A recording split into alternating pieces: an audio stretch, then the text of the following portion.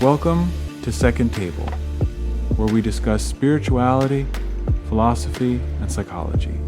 I'm your host, Winston Janis.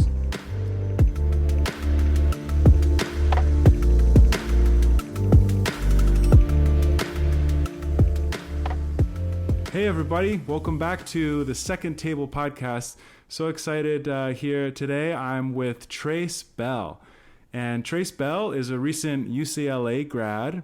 He's a spiritual teacher, and he's been working on a lot of interesting projects, including teaching about spiral dynamics, which is, I'm excited to talk about. I don't know too much about that myself.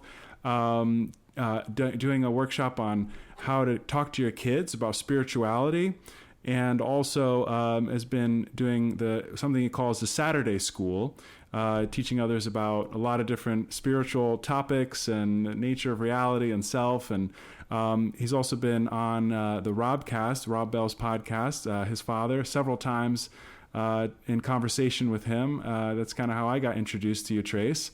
So like I said, it's a pleasure to meet you. Thanks for being on. Yeah, thanks so much for having me, Winston. I'm really excited to get to talk to you, and I know we're going to get into some really fun and interesting stuff. Yeah, for sure. I mean, I really, like I said, one of my areas of interest, I'm a Christian pastor at the moment, and I, was raised Christian, and then really there kind of started to become a shift as I got exposed to more and more ideas and ideas in Eastern religious traditions like Buddhism, Hinduism, Taoism. And then going back and finding a lot of those things within the Christian tradition as well. And it sounds like, I just see that there's this kind of pattern happening, and I feel like you're also part of that. As I started hearing you talk about this kind of new way of speaking about spirituality, a new kind of almost like an emerging story. So I'm really excited about that, and in a way, one of the things, since you're doing this whole series on how to talk to your kids about spirituality, I've heard you talk a little bit about, what it was like growing up in your own home. And that's kind of maybe why I wanted to open up with was, what was it like growing up in your own home? Were you kind of brought up with the traditional sort of Christian worldview, or was it kind of a more progressive sort of worldview out right from the beginning? I mean, what was it like for you? I'm just curious. Yeah, so this is one of the things that I talk about in the first part of how to talk to your kids about spirituality, because I talk about my own story and what my parents did in the environment I grew up in. From that, there's a lot to learn from that, what my parents did right, and what maybe things where we want to leave behind moving forward. But people are very surprised when I tell them this, and lots of times people are very confused. But I actually I never considered myself Christian, and I never was interested in religion. It sounds sort of funny to people, even when I tell them, honestly, Christianity and religion wasn't a very big part of my life. It was something my dad was sort of doing over here. He was preaching at the church, and he was obviously in the Christian world. But my parents sort of kept the kids, me and my brother, they kept us kind of separate from that, and they kept us kind of sheltered from it, honestly. They didn't take us to church a lot, and they kind of kept us very at a distance from that whole world. And I never, just growing up, I was around Christian stuff, obviously, but I never was drawn to it. I never was interested in it in a way that I would actually consider myself a Christian. So my spiritual journey has been different, because I didn't actually grow up. I grew up kind of around this structure, but not really interested in it. And there was never any pressure for my parents to be into it at all. I never really showed any interest in Christianity, and my parents were just that's fine. We're just gonna let Trace do what he wants to do. And at the same time, it wasn't really working for them too. That Christian structure really wasn't working for them. So I think in their hearts, their heart wasn't in it. And I think that's why they weren't really concerned at all that I wasn't in it. So my spiritual journey was later in my life. Growing up, I had no interest in the Bible, no interest in Christianity. Knew my dad was teaching about it, but just not interested. And then later in my life, as I had more spiritual awakenings, got more on a spiritual path, I was able to see what all the different religions and what all the different traditions were pointing to, and able to go back. I mean, I've always loved the Eastern scripture stuff has always resonated with me much more. But I was able then to go the truths in those Eastern scriptures. I was able to then see the truth that the Bible was talking about the same thing. So I had no relationship with the Bible up until I was like 21, maybe like 2 years ago. Wow. And then actually seeing what the Bible, seeing some of the verses of the Bible and seeing what Jesus was actually saying and understanding who Jesus was as a teacher. Then now I have a relationship with the Bible and I just use it as, it's just the Christianity and the Bible are just one more tradition talking about this, talking about the spiritual truths that all these religions are pointing to. So I don't even really say I like reclaimed the Bible, because reclaiming implies that you're, claiming it again. Because I more just like claimed it recently. Yeah. Yeah, man, that's fascinating. And not what I would have expected. Yeah. For sure. But yeah, maybe that's part of why, I don't know, it's like this shift is almost necessarily happening. I mean, certain people are kind of clinging on to their traditions more tightly. But others are either letting go of it, or we're in this kind of pivotal moment of transition where it seems like people are really, things are evolving and changing, and it seems like almost nothing can stop that, Yeah, totally.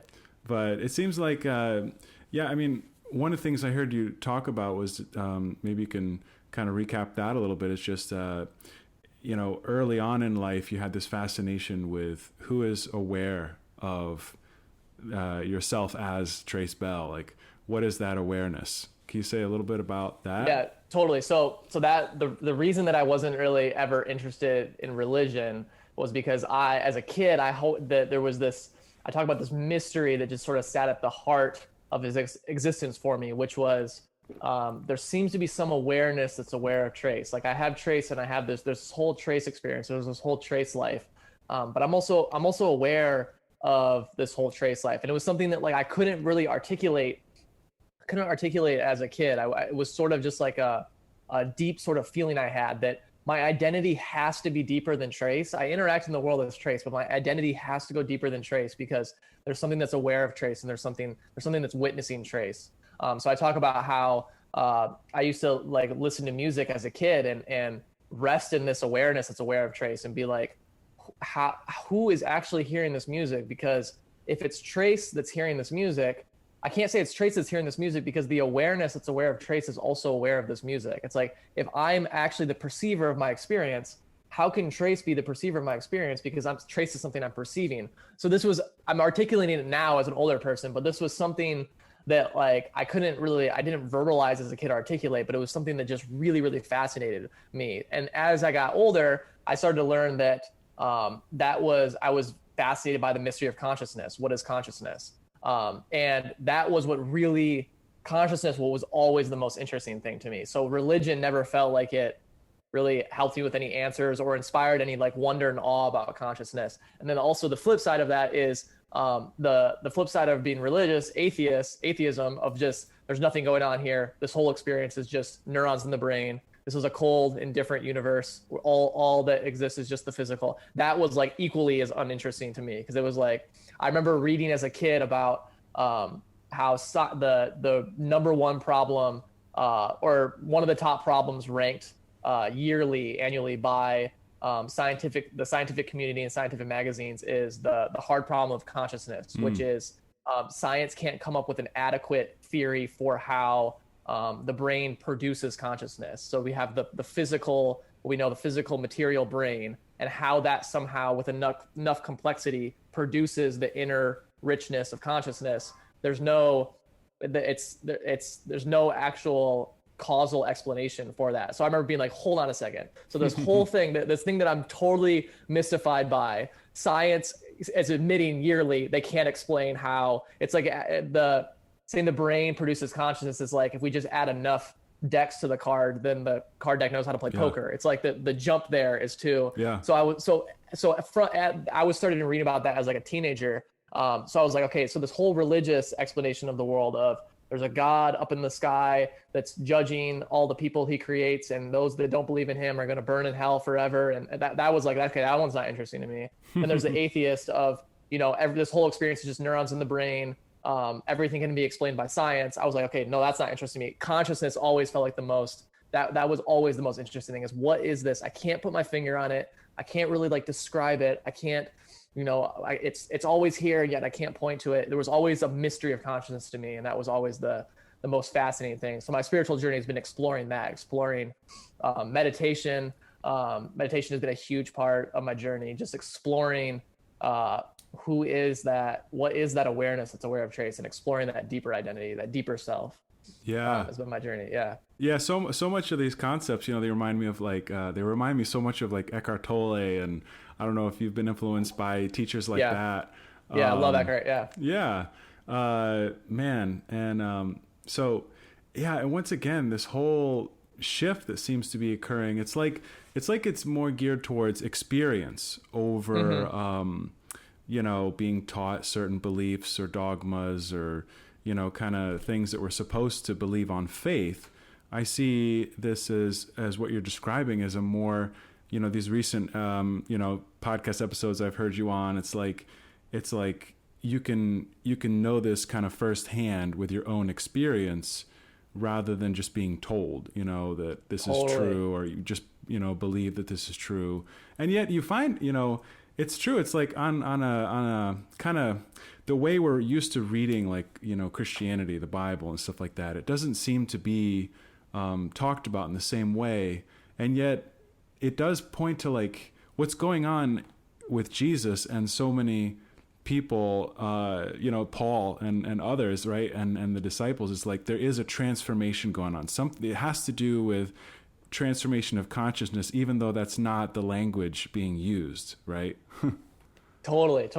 That's been the most fascinating part, because like I said, I didn't grow up reading the Bible. I sort of heard, I obviously heard verses, and I heard my dad talking about it, but just like no interest in it. And then actually, after having big awakenings into consciousness and just big spiritual awakenings in my life, then going back and seeing what the Bible, what some of Jesus' messages were pointing to, and what I was like, oh my gosh, like they're literally talking about, spiritual, they're literally talking about some of the experiences I've had. It was such a mind-blowing realization that like, okay, this whole Bible that people have been, preaching and misinterpreting, and it's been used for so many negative things, but the truths at the heart of these verses and passages are like exactly, they're pointing to awakening, and they're pointing to living non-dually, viewing life from a non-dual state in which there's not two things, oneness. It was just a total, like, it just clicked so many things into place for me, because I was like, okay, that's why originally all these religions started esoterically, which is you find spirit, you find God within. And then as people took a hold of them, they became exoteric religions, and as they became interpreted, people interpreted them exoterically, which is exoteric is God is out there. But at the heart of all these religions, they originally had an esoteric message, which is you're finding God, you're finding spirit, you're finding consciousness, you're finding it within you, going to direct experience. Yeah. So how do we talk to, let's say, kids about this kind of thing, right? Like, what does a religious or spiritual education for kids look like, whether in church or at the home, to be able to kind of talk about these ideas in a way that's engaging for kids, Yeah. So my talk is how to talk to your kids about spirituality. It's more actually how to be spiritually so that it influences your kids. It's not as catchy as the title. So I use how to talk to your kids about spirituality, but really what I'm doing for parents during that talk is, I'm showing them how it all starts with them. It all starts with how they're living their lives on their spiritual journey. So often parents get caught up in their own heads about, okay, what do I specifically give my kids? What sort of specific structure do I give my kids? And they get so caught up in their heads and they miss the actual heart of it, which is it's how you're living, and it's how you're influencing your kid in a way that's like beyond words, like the way that you're living and the values that you're exuding are your kid is picking up on, and your kid is seeing what's working. So for example, in my own life, when my parents I could see my parents occasionally would like tell me Christian things, or like sort of like Christian Christian lessons or Christian things, but I could feel when they were saying it that their heart wasn't in it as they were telling me. I could feel energetically that they were doing it out of obligation because they felt like they had to. They felt like they were being pressured by the system they were in, by their parents. I could feel that they were not doing it. It wasn't coming from their heart. So I just was like, even though they were telling it to me, I just had no interest in it and it didn't resonate at all because I could feel that they weren't really in it and that wasn't really coming from their heart. Now, I could see on their spiritual journeys apart from the church, that was making them better parents. That was making them better people. So I talk about how my parents influenced me spiritually, but they weren't giving me specific things or telling me specific beliefs or telling me specific pieces of information. They were just living their lives in a way in which they were connected to what brought them joy, what brought them wonder and awe. So for the talk, for how to talk to your kids about spirituality, I keep reminding parents it's about them connecting to it's them connecting to what on their spiritual journey is bringing them joy, is really bringing them the things that make life feel so fruitful and vibrant for them. So I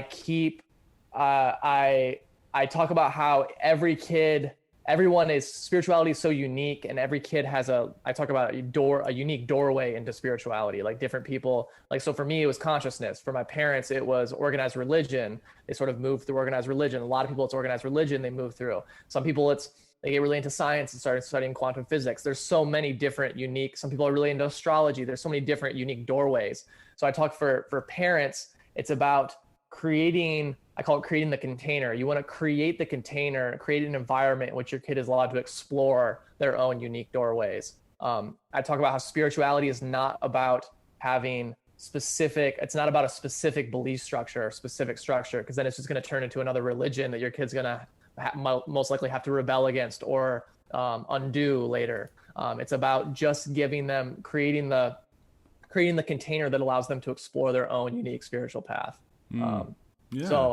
So I think the as we're moving forward, we're moving away from specific beliefs, specific structures, specific things that people later have to, because that oftentimes just means that it means that often the kid is going to rebel against it, react against it, or they're going to swing the pendulum in the other direction. So how we see how often there's hardcore atheists are coming from sort of fundamentalist backgrounds. It's like that pendulum swing. Yeah, for sure. But if you're living your life in a way that's exuding the very things that you want your kid to pick up on. So if you want your kid to have a sense of freedom, if you want your kid to be inspired, if you want your kid to have wonder and awe, if you as a parent on your spiritual journey are living from those places, you're going to be creating the environment in which that's the sort of foundation. And then what your kid's going to rebel against, wonder and awe or joy. Like you're not giving your kids, because I don't have to now in my life, I don't have to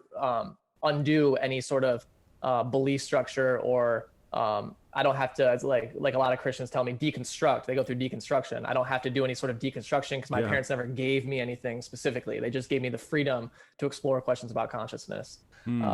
So yeah, I get excited talking about this. So no, yeah, that's why and again, it's just surprising because, like, I imagine for your parents, there was a part of it that was, because you said like you know they would tell you certain things and it didn't sound like it was coming from the heart, right? It doesn't sound like it was really something central to who they are, something that really excited them.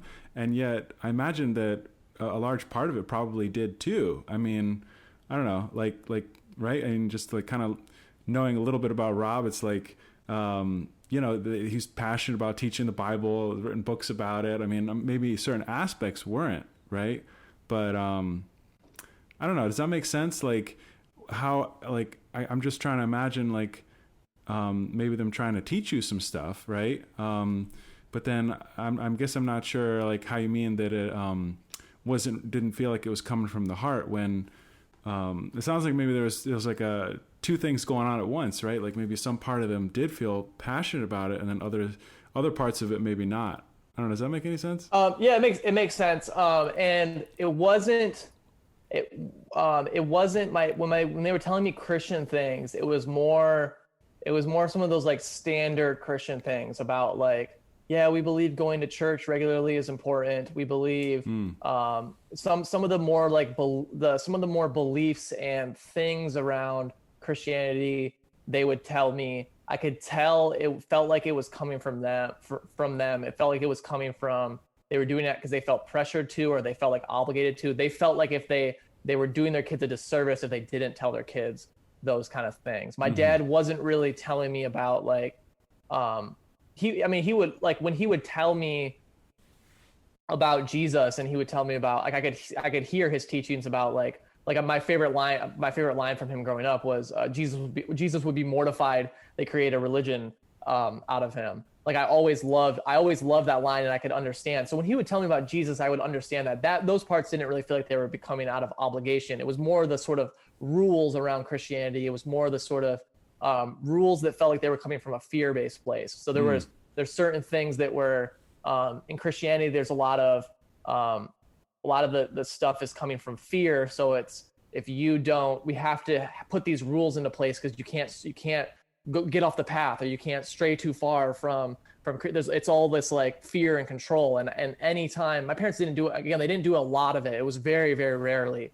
but the few times they did do the they did do some of those sort of standard sort of rules and sayings. I could feel that it wasn't really resonating with them. And my mom was not my mom is not interested in organized religion, and she hasn't been for a while now. So even though my dad still teaches about the Bible and about Jesus, she left the Christianity stuff a while ago. So I could feel that it really was not working for her, and she hasn't been interested in it for a while. So they did a really, really fantastic job of never getting I never felt any stress or worry or anxiety from them about the fact that I wasn't interested in religion. And that helped me, like that mean I didn't have to like sort of react against it, because if I felt that worry and stress, it would have made me even push back further. So there was never any worry and stress, and there was only from them an encouragement about the questions I had. They didn't necessarily have all the answers for the questions I had, but there was only an encouragement about keep asking questions, keep exploring. You know what I mean? What do you want to read? What are you interested in? Why are you asking that question? There was always that's why I talk about creating the container. They just created a container in which I was totally free to be myself, totally free to explore my own questions. Didn't have to believe any certain thing. Didn't have to say the right things. Right. It was a total freedom as far as exploring. Yeah, that sounds like a cool environment to grow up in. Yeah. And also, you talked about doorways, right? Like different doorways. What might some doorways be besides organized religion for kids to explore, right? And yeah, like you said, just doorways to spirituality or kind of starting on the spiritual journey, Yeah. So I think anything that brings them wonder and awe. So whether it be art, painting, music, sports. I mean, anything that, like I said, science, politics. I mean, I think politics was one of the things that really sort of was part of my doorway too. I studied political science at UCLA, and when you study politics, you study suffering, you study marginalized communities, you study how people build systems and a world that takes care of people, and you study how you build a functioning society. Those have a lot of,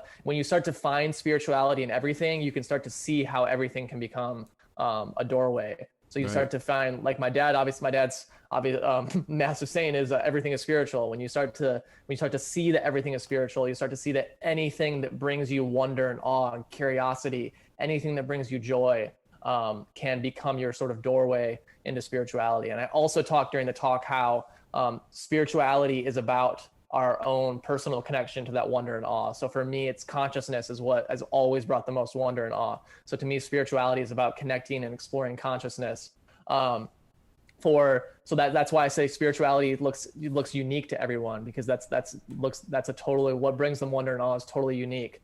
And I talk about how some kids might not even, like my brother, but might not even be interested in ever explicitly talking about spirituality. They might not even talk about spirituality. They might just live it. Like if my brother's an artist and makes music, and you can feel his spirituality through his music, but he doesn't really explicitly talk about it like I do. So I talk about how it's like we have to sort of we have to broaden our definition of spirituality and sort of expand it so there's more freedom to explore. There's more we open it up so we open up the doorways and see how many doorways. We start to really see that everything is spiritual because we start to see that anything that brings someone wonder and awe, anything that really drives anything they're really passionate about can be a doorway into spirituality and exploring themselves. Yeah. No, I really resonate with what you're saying, because, it kind of came from a place of feeling like, well, the place to get your spirituality, right, is the church and the Bible. And then discovering in other places, it's like, it's just, it goes back to our binary thinking as human beings, where in this day and age, like I think it might have even been Rob or somebody that said that the Jewish people in ancient Israel didn't have a word for religion because it was so integrated in all of their lives. And now we're like, well, to get your exercise, you go to the gym. To get your work, you go to the office. To get your religion, you go to the church. And now that whole thing is kind of breaking down, right? And yet I think maybe part of the reason I've still been drawn to the church in a way, even after my deconstruction, is it seems like, there's something about like having that structure for a community, right? To be able to do like the seeking in community with other people. And that I feel like, is really hard to find, even in church today. It's like, I don't know how I don't know what the issue is with that. It's like, I don't know if it's like social media and the internet brings us together, but it also makes it so that we're more inclined to just kind of, hop on our phones or our computers instead of actually like being in relationship with one another, which can be a huge source of spirituality and growth, right? Yeah, totally. And I think we include in our deeper spirituality and a more mature spirituality, we transcend and include. That's a big theme in Spiral Dynamics, but transcend and include is when you transcend into a higher stage, transcend into the next level of evolution, you actually include the healthy aspects of the previous thing. So we include the healthy aspects of religion and the healthy aspects of church. There's a lot of beautiful aspects about religion and church. We include those. We include those in our deeper spirituality. So you're totally right about church is a wonderful place to find community. It's hard right now. Where we're at on the planet, it's like we're sort of in that middle ground between like religion's been very dominant. Now we're sort of moving into a higher spirituality, but the higher spirituality doesn't really have as many communities or groups or the sort of community aspect that the church and organized religion has. So we can still, we still use and still draw upon the beautiful aspects of the church world and the organized religion world. And we just include those in our spirituality. And that's just a part of it, is what it sounds like to me, what you're saying. And that's what I think that's a really beautiful and mature way to approach spirituality, which is just to not throw, I talk about, you don't want to throw the baby out with the bathwater. So that's what a lot of, atheists and sort of scientifically minded people do with religion, is that they just discount all of it. And then they throw the baby, they throw all the beautiful stuff out, right, with all the bad stuff too. And they don't include, we have to go back and include the beautiful aspects. Yeah, exactly. And that's what I'm trying to do. And I think a lot of people are. So, it's all good stuff.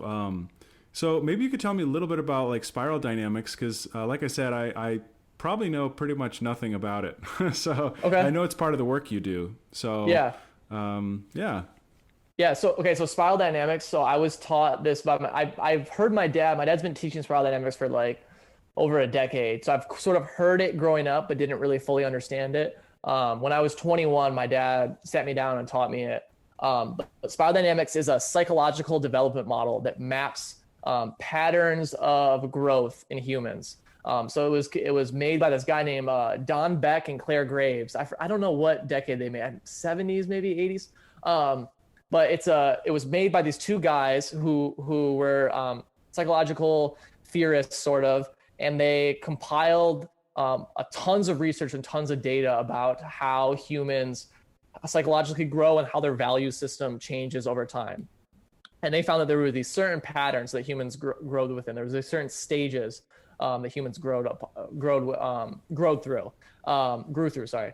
And so over time, this model has been added to. It's like one of those models that the two guys made, and then like over time, so many people have contributed to it. Different people have their own sort of takes and interpretations on it. But basically, the heart of it is that this overall development, this pattern of development that humans go through. So there's 6 stages in what's called first tier. So first tier comprises 6 stages of consciousness.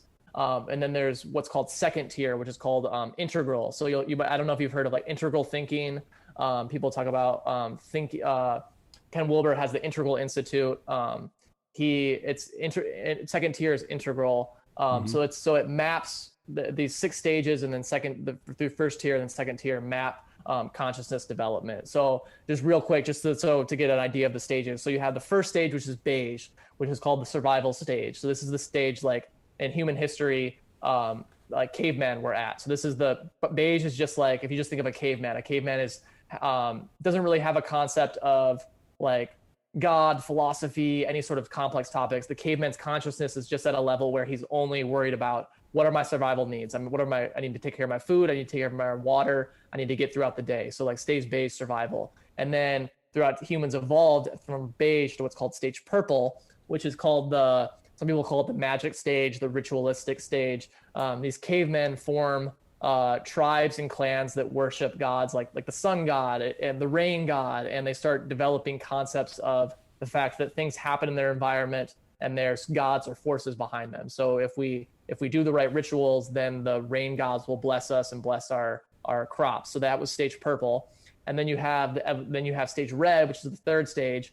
Stage red is the independent sort of autonomous power stage. So stage red is like you had people break from these tribes, and this is like chieftains or leaders or warlords. It's like people. Stage red is only concerned about. Stage red wants to take power. Is all about the individual. It's like the leaders of armies.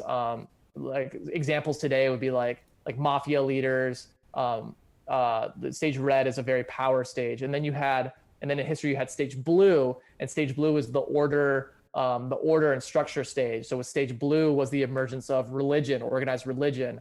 Stage blue was the emergence of nation states, civilization. Stage blue is all these red independent people then form big groups, big countries. So now we're getting up. So this is the fourth stage, stage blue. So you're seeing how human consciousness starts to evolve. It starts to evolve into now we can form groups based on certain belief structures and certain religions.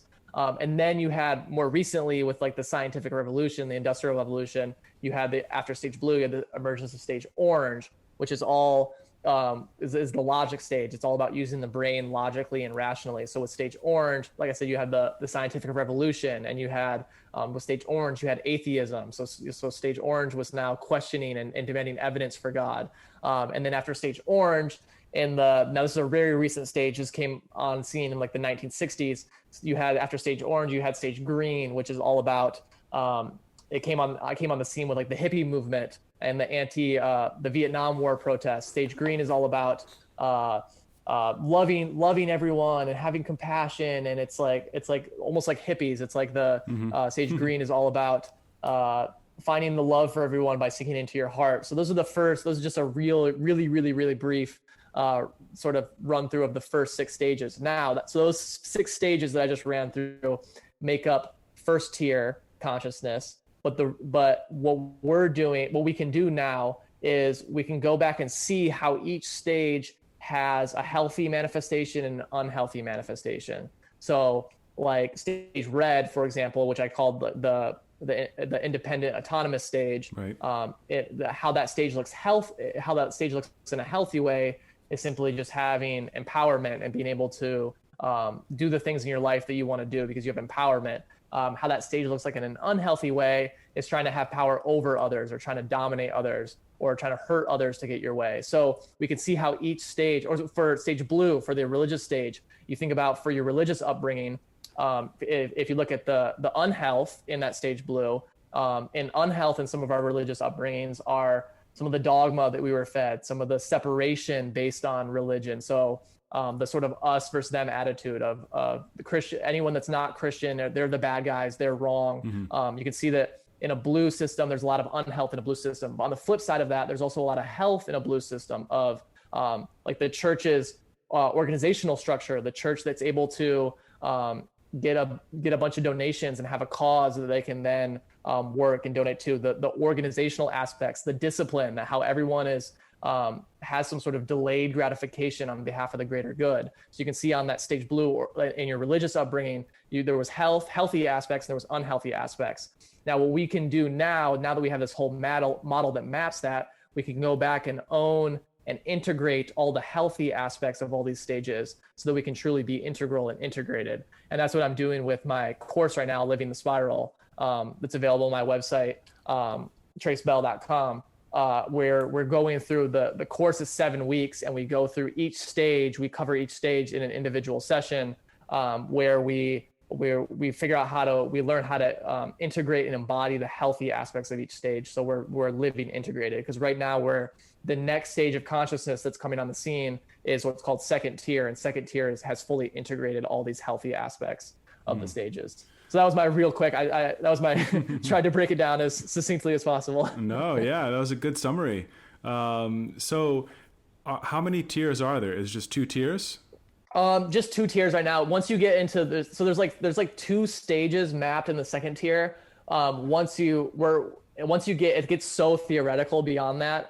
There's some people like Ken Wilber, the philosopher, has like proposed a 3rd tier. So certain thinkers have sort of like talked about a 3rd tier, but at that point you're getting so kind of like philosophical and theoretical. It's fun to talk about, but really what we have mapped right now is the 2 stages in second tier. So there's really 8 stages. There's 6 stages in the first tier, and then there's like 2 stages in the second tier. But even then, there's still some disagreement on. This is where you get into certain people disagree. Certain people say there's just 1 stage. Certain people say there's 2. You get more into the disagreements. But for right now, the 6 stages are really agreed upon, and then the stages above that, there's an agreement that there's a second tier, and then how many stages in that one are sort of disagreed.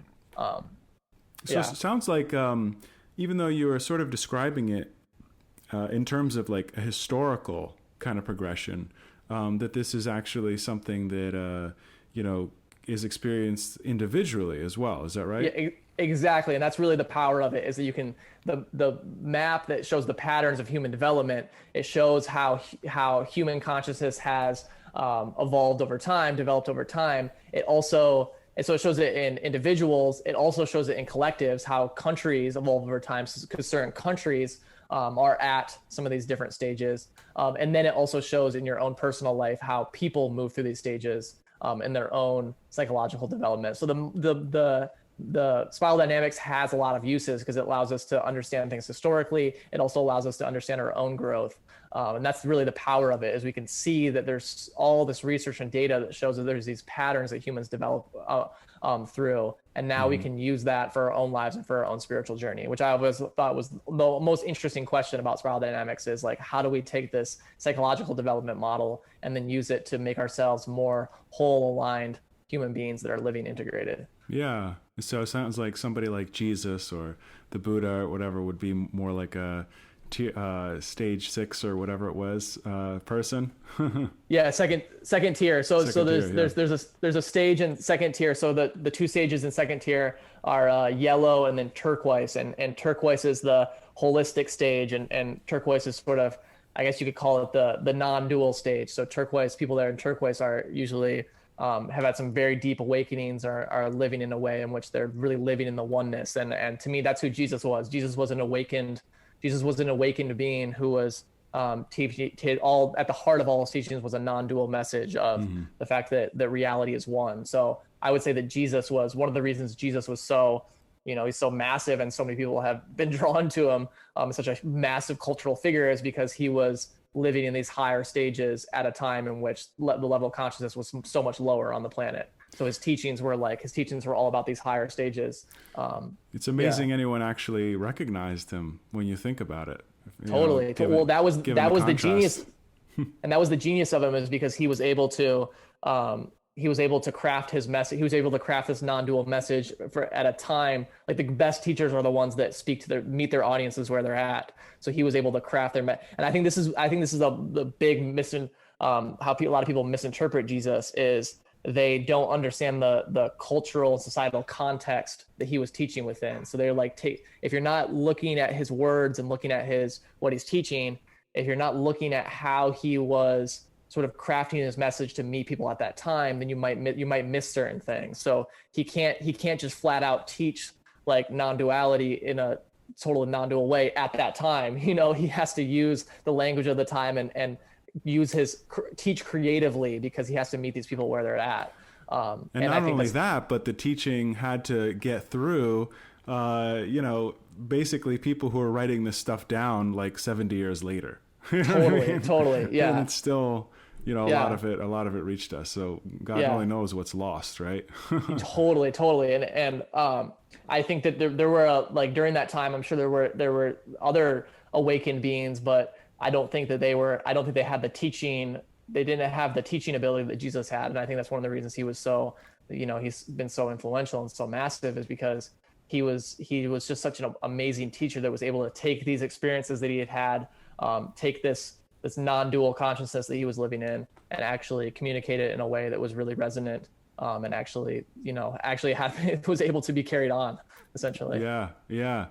And it makes me think, as we're talking about where we're headed, kind of from an evolutionary perspective, evolution of consciousness, on the homepage of your website, I really love when you write on this one line here: the universe is an infinitely creative and infinitely intelligent force.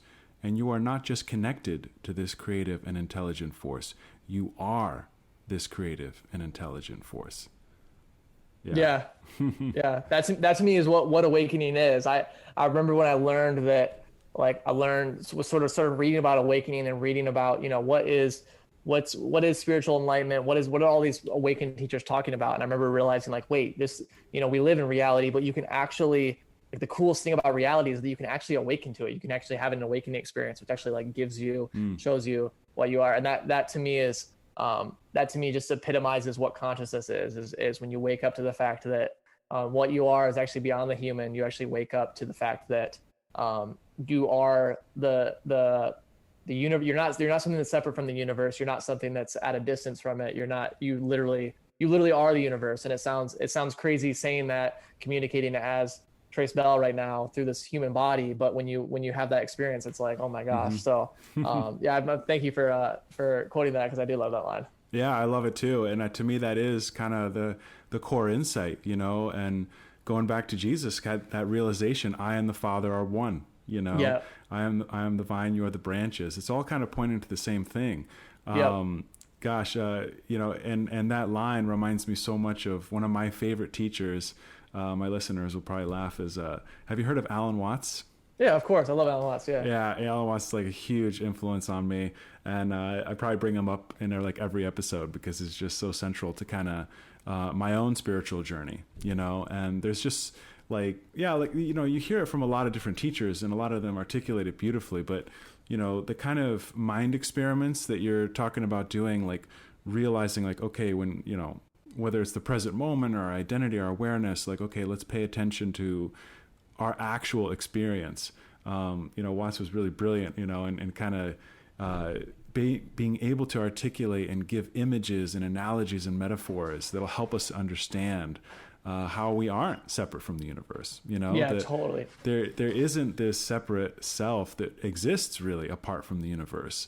And the key to kind of realizing that is, like, the more that we try to give a scientific description of what an individual is, we can't describe the organism without the environment in which it lives, Yeah.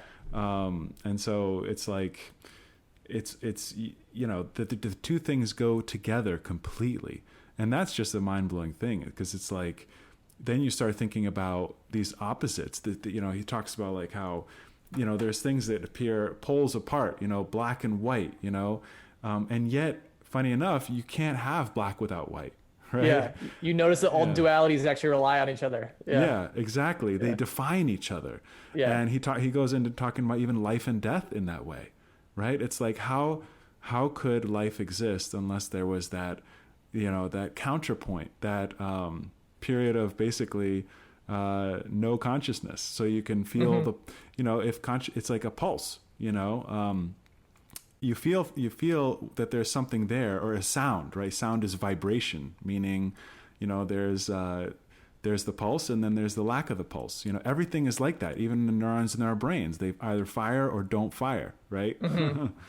So And that to me is like what you were talking about, how some people have like the fitness is at the gym, their work is at the office, their spirituality is at the church. It's like there's all these separate parts. It's like right now where we're living at in the world is like we're at the height of what I call like subject and object differentiation of what I am is different from what's out there. So we have this world that's so many people's beliefs are founded upon the separation paradigm of their separate parts of their life, and all these things are separate in their lives that have no relation to each other. And to me, spirituality is finding the common thread, and the fact that they all rely on each other. Exactly what you're talking about is all dualities, all things that appear to be separate. Actually, we define them against each other. They actually have a fundamental oneness to them.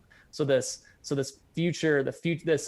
spiritual paradigm shift that I see coming is a move more towards reintegrating all these things that appear to be separate, reintegrating and seeing the common, that all these things actually rely on each other, and continuing to see the oneness that everything rests within.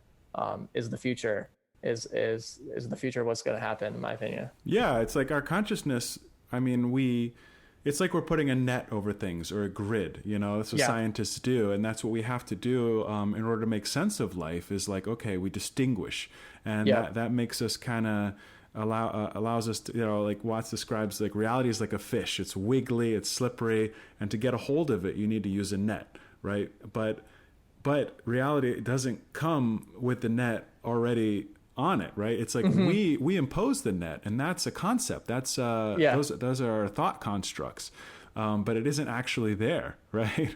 Yeah. Like you said, the reality comes without the net. It's Yeah. not divided into the squares, that we try to impose on it.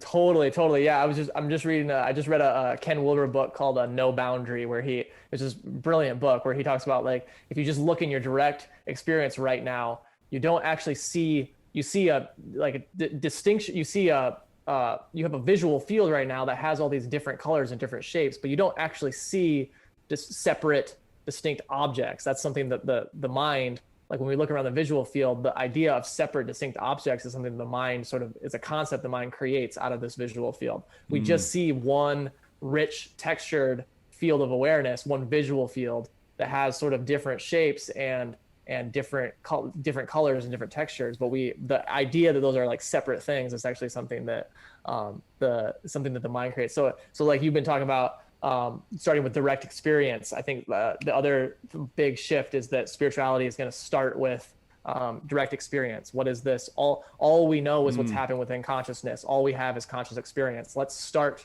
from consciousness rather than starting with this idea of matter, or starting with this idea of the brain that produces consciousness. Let's just start with consciousness and just start with that as our starting point and go from there.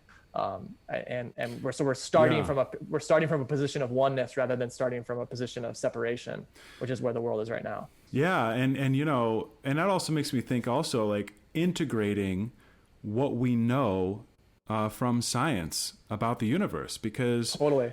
that, I think, is part of the reason that church is struggling so much. I mean, it's a complicated thing, but basically, the church, the Christian story, has kind of failed to integrate recent developments in science and how that's changed our worldview. That new story, right, of evolution and a limitless universe in which we're basically just a speck of dust floating in infinity, that hasn't really been integrated into our spiritual traditions. Yeah. Maybe with some traditions it fits better, right? And that's why you see more popularity with Buddhism and stuff like that. And I see it there, but then some people think, oh, it's a stretch, or it's it takes some work sometimes to see it in these texts that are thousands of years old. Yeah. I mean, we're talking about it in terms of Jesus, in terms of someone who woke up and was on the way. But that's a different story than we're often taught about Jesus. Yeah, and I don't find science and spirituality at all opposed to each other. In fact, I think it's quite the opposite. Like when I talk about the consciousness, the quantum physics and the discoveries in the 1920s, a century ago, quantum physics shows us that the subject and the object are entangled. So this idea that the subject and the object are different from each other, this belief that rests at the heart of so much. I mean, if you look at the wars around the world, how much violence there is, all the conflict, the fundamental belief at that at the heart of all that is that what I am is different from what's out there. If I'm at war with someone, that must mean that what I am is different from them. So there's this belief of subject and object differentiation. In quantum physics a century ago, we saw that actually the subject's the measurement actually affects the very object, the thing that's being measured. The subject and the object are always entangled.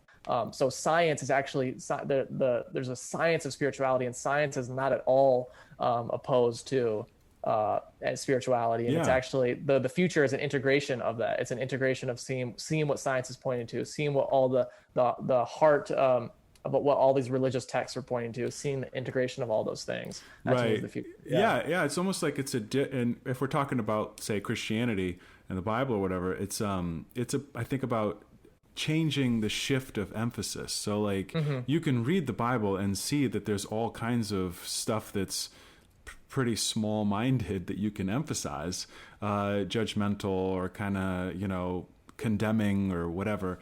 But then you can see this, like Paul saying, it is no longer I, but Christ lives in me. Kind of Christ being that unifying reality that we're talking about, So yeah, it's there, but it's like, you're right. In a way, that's not necessarily a starting point. The starting point tends to be our actual experience, and another way to say that is really science, Yeah. Science is observing what is here, right? Yeah, totally. Yeah. So to me, I not only wouldn't say science and spirituality are opposed. I actually think spirituality is science. Like when you see that everything is spiritual, you start to see that science is the investigation of reality, and the investigation of reality to me is spirituality. They're not even. And yeah. Go ahead. I know that's a sort of a it's depending on the definition you want to use, but my point is that I think that right now we have science as sort of this field that's, so many people view science as this field that's totally divorced and separate from religion and spirituality. Right. And to me, it's actually seeing that if you really explore science and if you explore enough of science, if you get like quantum physics is the most in-depth scientific theory of all time. If you really start to get into go as far as you can with science, you actually get to the same truths that the quantum physics and the Eastern traditions, the Eastern religions are pointing to the same exact thing. If you actually go, if you go far enough, you realize spiritual truths essentially. So they're not opposed. They're all sort of pointing to the same thing. Yeah, I mean, they definitely have to be in relationship with one another, and like within Buddhism, I think the Dalai Lama said, if there's anything that science proves is wrong, then in our tradition, then we got to go with science, kind of thing. And I think, I've heard Buddhism described as a science of mind, right? There are these practices which help to change or develop or transform our consciousness, So I think it's absolutely true. And I think there's a part of religion that too, it's meaning making out of okay, so we now know that, we're, in the middle of the universe, in maybe a multiverse or whatever. How do we make meaning out of that? What does that mean?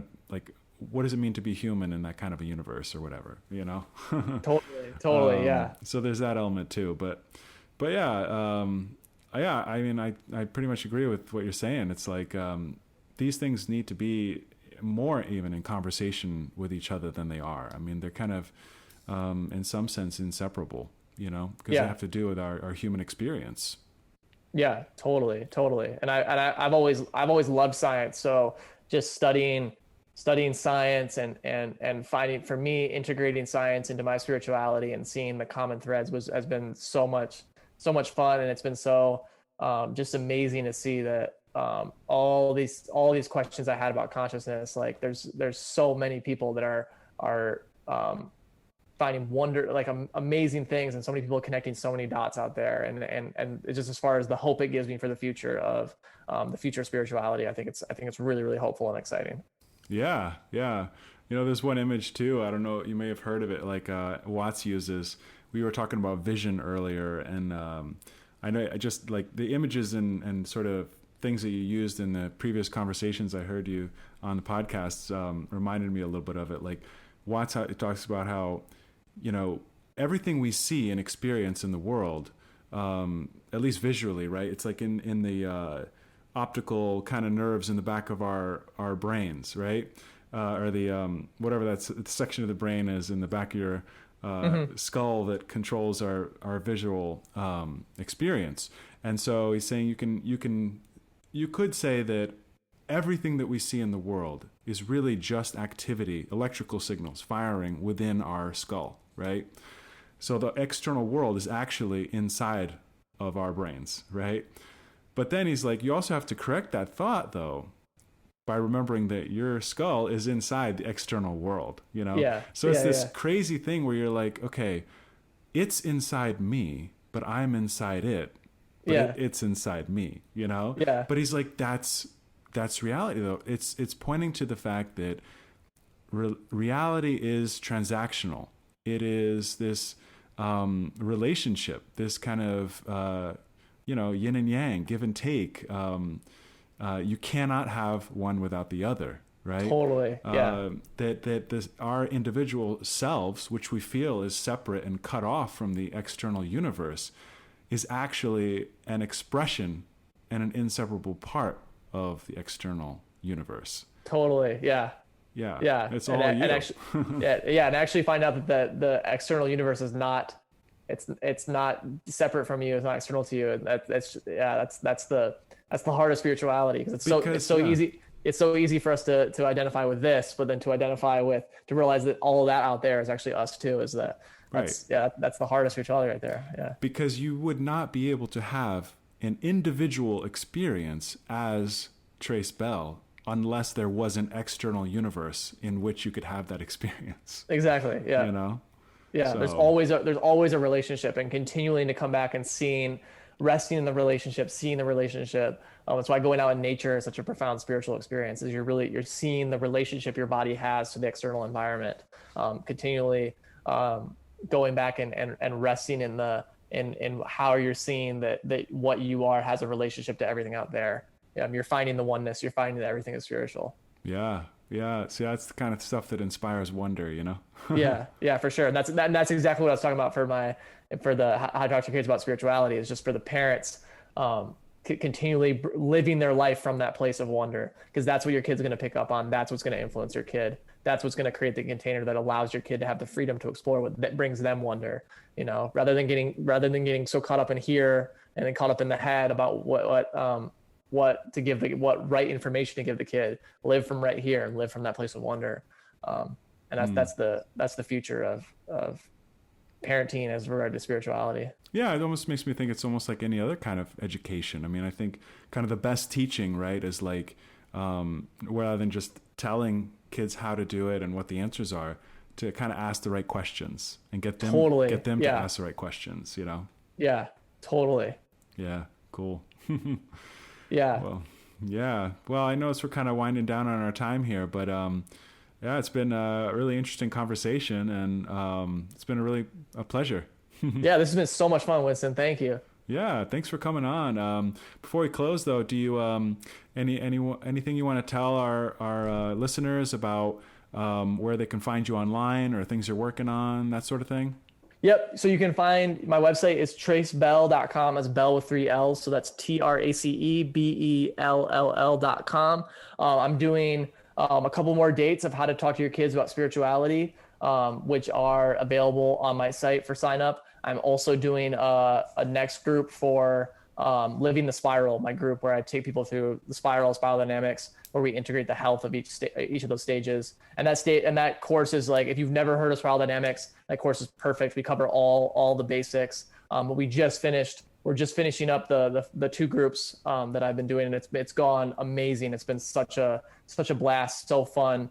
The growth I've seen in people just over the past 6 weeks has been incredible. So there's still spots available for sign up for Living the Spiral. That's available on my site. So those are both available at tracebell.com. And then if you want to hear more about sort of what Winston and I talked about, I have episodes on the Robcast that my dad and I did where we talk about this. There was an episode, I forget the number, but it's awareness of awareness. I believe it might be like 303.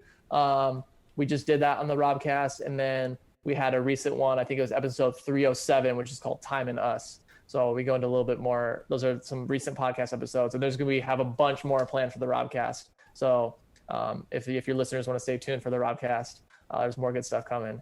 But that's where you can find the stuff that I'm doing. Just tracebell.com. That's exciting. Yeah. Well, thanks again, Trace. Appreciate it. It's been a lot of fun. Yeah. Thank you so much. All right. Bye. Bye.